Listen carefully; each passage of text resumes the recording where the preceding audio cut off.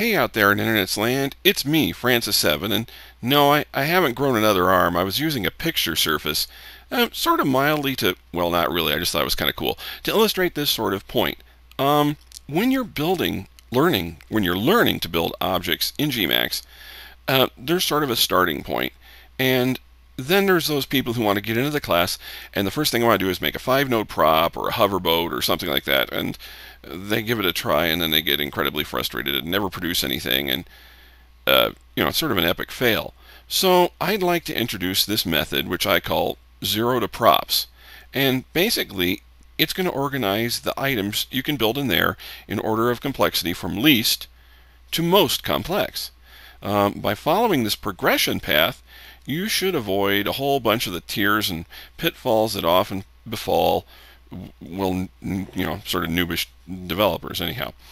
Of course, you're welcome to try to jump ahead at any level, but this is probably, I think, the easiest method, one that won't cause you lots and lots of tears. So, let's get started with the progression of objects. So the first object we learned to make well, actually it's the only object we learned to make in my basic Gmax class, the boot camp, is a cube.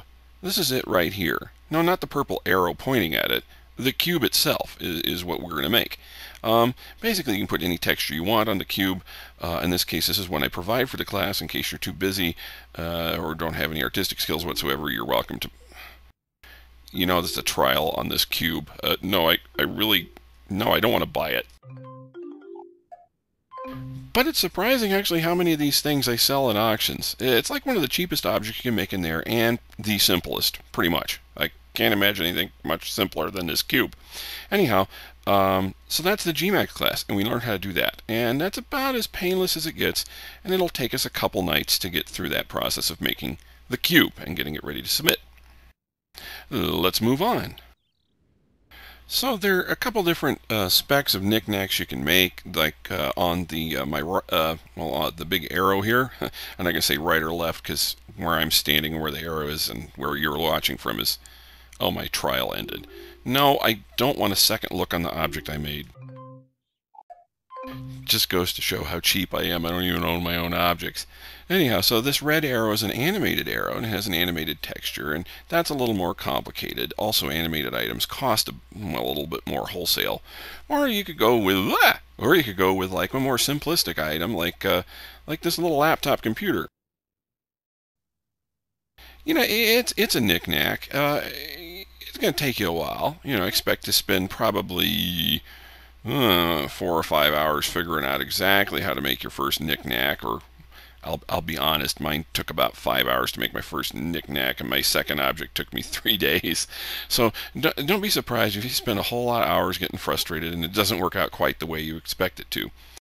The biggest thing is, once you get into knickknacks, is they have really low polygon counts and vertices counts, and a low texture budget.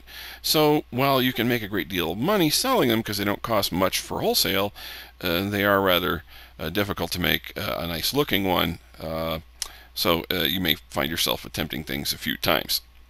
Alright, so let's move on to what's next. Submitted for your approval. One knickknack with a freestanding picture in a boxed cover. A book actually. It's actually a knickknack. It's a fairly large knickknack with a fairly large texture budget and a fairly large wholesale cost. I'm not sure why I bothered to make it a knickknack, and now that I think back about it, but having a knickknack that has a few parts that are connected together is probably a next good step. And, knickknacks that sell pretty well, pictures, hang on your wall, people always need those for their homes. So, next thing you might want to try, making a freestanding picture. So, the next step would be maybe making a small hut or tiny building. You could use a floral structure or a shop configuration, and pretty quickly, if you haven't run into it on making a knickknack, you'll run into both polygon counts and problems with the different LODs having too many verts and your pixel budget, and you'll probably run into all of those when you try and make your first shop or floral structure. But that would be the next thing to do. In my case, I made like this Tiki ticket booth for my Tiki theater. Yeah, I really didn't know what I was doing, and I think this is my first object that had transparencies in it too. So you'll learn quite a bit from making one of those. Expect it to take quite a bit longer than your knickknacks have. Next up on our parade of complications is a single node chair. Chairs have one extra feature that the other objects don't. They have a second node which allows you to, well, basically sit down on the chair. So a chair is quite a bit more complex, and you'll find as you're making it that you'll probably need to test this in world, and that brings up a whole nother level set of skills that you'll probably need to learn of how to swap model files out. I like to pick one particular shop chair and basically use that one shop chair to test all my seating in world. You can also use one of those fancy developer zones and try that there. The big problem with developer zones is things sink into the ground. So remember, when you drop out that chair node, put it a little higher up than you think it would be. Maybe you could try nudging it or putting it on another object or stacking up a few decks, that sort of thing. And eventually you'll be able to try out your chair. Getting the seating node on that chair in just the right spot will be kind of tricky. So you might want to pay close attention to the way the example model, which is a red jazz chair, works, as to how far away the master node is from the part where your rear end actually attaches to the chair. And you may discover that you position that node in the wrong way, and at first when you try and sit in your chair, you're sitting backwards or sideways or at an angle.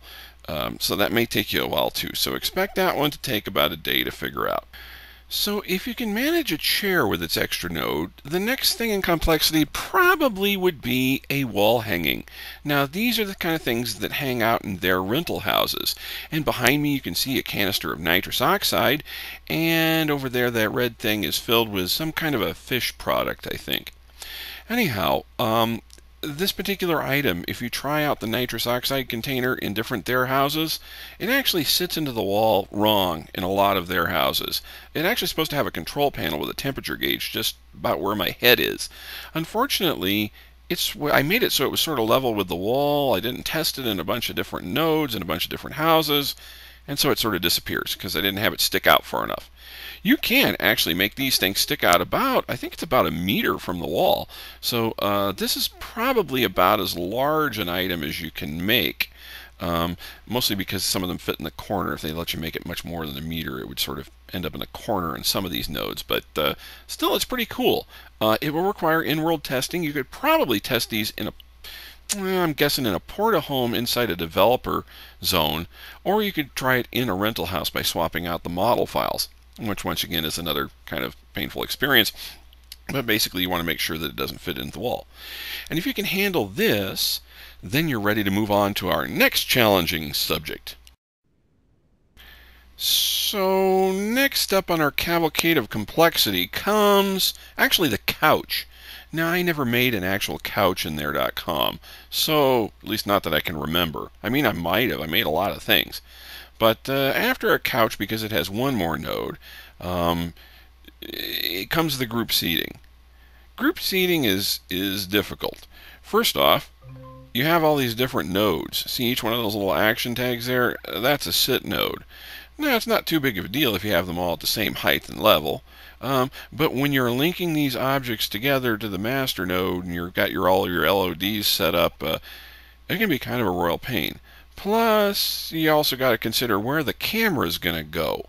With a chair, nah, no worries. With group seating, yeah, you got to sort of think about where the master node is, where the camera positions are, and you definitely got to test it in world, and you probably have to test it in world with more than one person. I highly recommend that you use a developer zone when you're testing your group seating, because if you're not, if you're testing it just in world by duplicating your group seating, you're going to see avatars jumping all over the place, and it can be kind of frustrating. Anyhow, make sure that you leave enough room for the feet, and when you're testing in world, stack the object up on a couple decks first, get rid of the decks, and then people can float in the air and you can still see if their feet are going to work. So, sorry that seems kind of cryptic, I know right now, but group seating can be kind of, well, painful, really, to make. It's complex. Once you've got group seating down, it's probably time to tackle a vehicle. Here's my recommendation for that. Number one, don't try and do a hoverboat. they're more complicated than the group seating. Try something like a classic hoverboard or a hoverbike.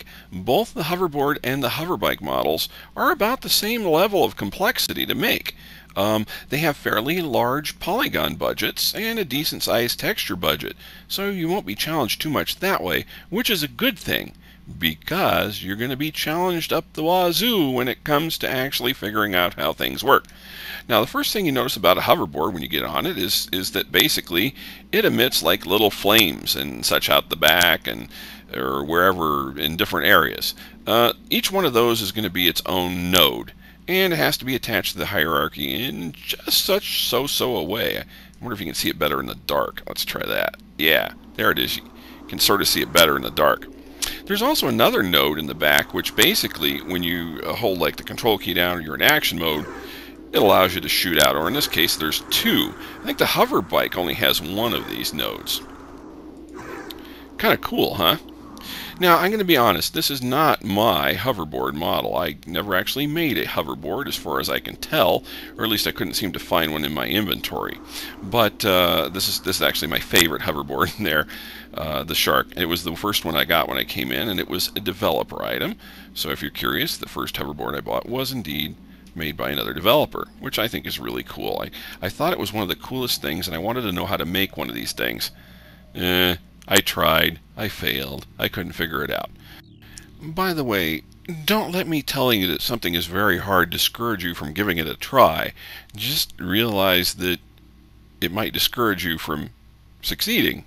Wait, that sounded wrong. Anyhow, next up on our list of items is actually the hover pack. I've made a bunch of hover packs, and they're different. The hoverboard and the hover bike basically are one object that doesn't change or move, and you have sort of a sit node on it. Hover pack has a node that where it attaches to your back, and then there's a bit that hinges, and then there's the body of the thing which can rotate. Let me show you what I mean here. This is the Island Guide hover pack, and if I rotate left or right, you'll see there's a part of it attached to my back that does not move, and then there's this other part which swivels sort of left and right, etc. Plus, it has an emitter, node just like the hoverboard does, or the hoverbike does. And I think you can set the colors on those now. I don't think I ever did that while I was making these things. This is an animated one. It has two textures that are being animated also, which makes it a little more complex. Figuring out which node is what and the naming of the things in hover packs are kind of confusing. So expect to spend a day or two figuring it out. You definitely are going to need to test this thing in world. So you think you figured Gmax out, you've made your group seating, you've made a couple vehicles, you've made a hover pack. Now it's time to move on to the most technically complex vehicle in there. That is the hoverboat. And on the screen behind me, and actually behind me, you can see a hoverboat. Hoverboats are sort of like a vehicle combined with a flying group seating. You've got a whole bunch of seating nodes, and you've got actually one extra LOD to work with. Plus, if you like using lots of polygons, there's no object in there that has more polygons than a hoverboat.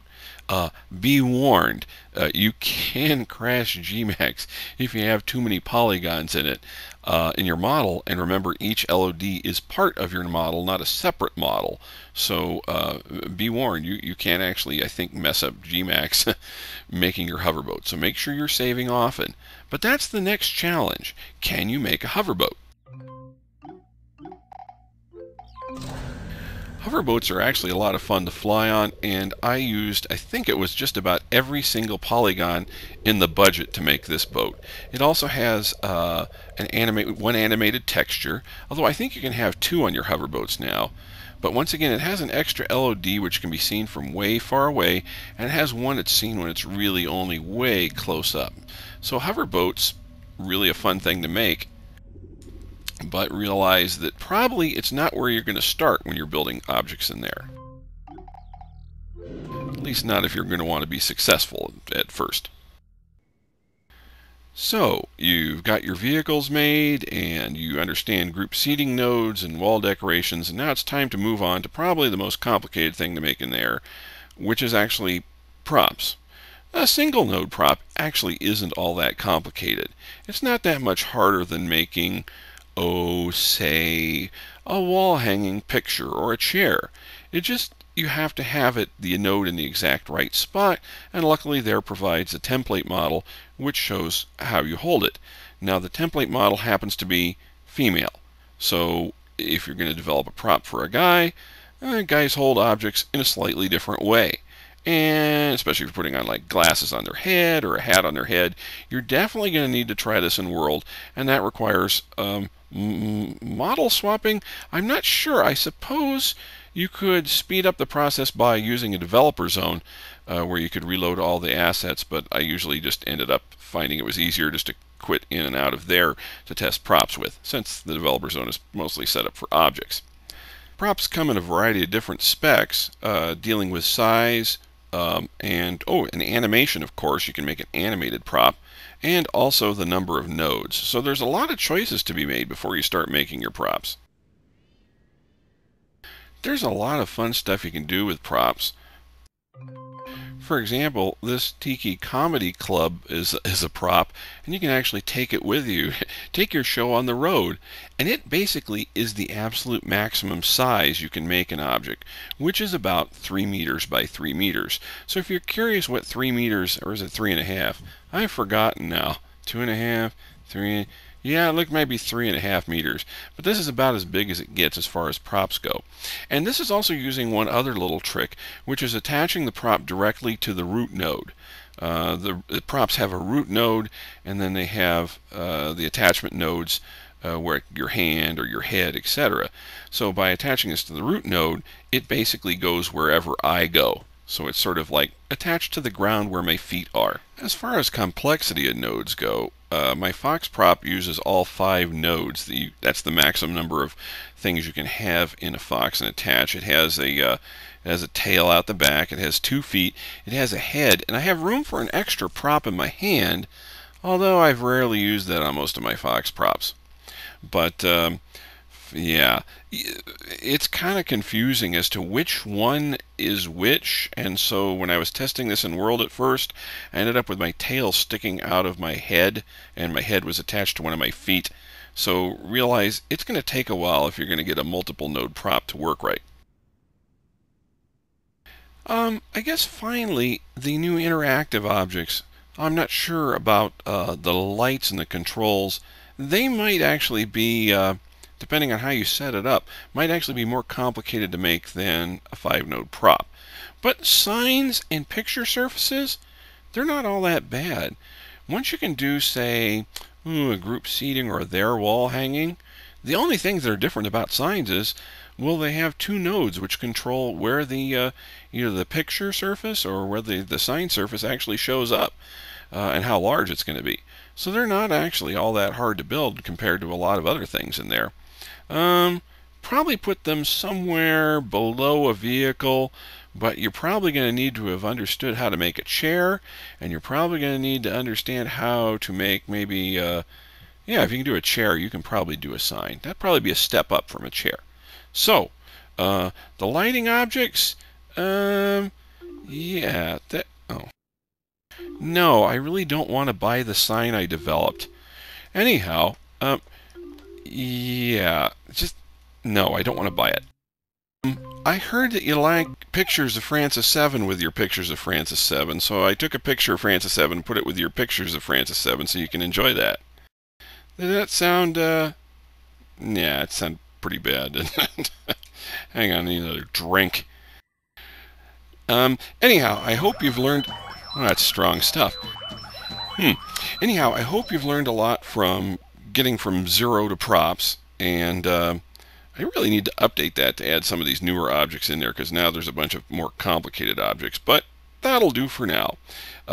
Give it a try. Francis 7's No More Tears method of building objects in there.com. Man, I look pretty good in there, don't I?